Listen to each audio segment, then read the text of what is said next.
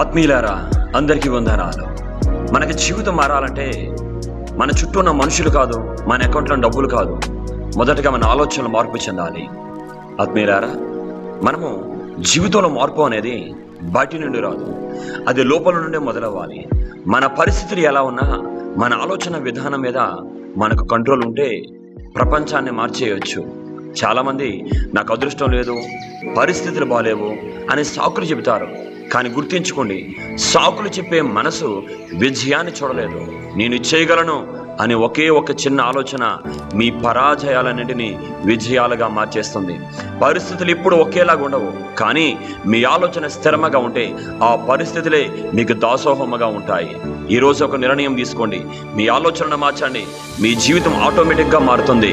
ఆత్మీయులారా, జ్ఞాపకం చేసుకోండి, దేవుడు మీ పక్షాన ఉన్నారని, దేవుడు మీ వెంట ఉన్నారని, దేవుడు మీకు విజయాన్ని ఇవ్వడానికి ఇష్టపడుతున్నారని, దేవుడు మిమ్మల్ని బలపరచడానికి ఇష్టపడుతున్నారని.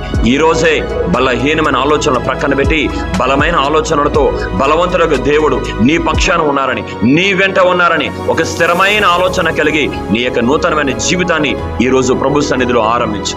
ఆమేన్. God bless you.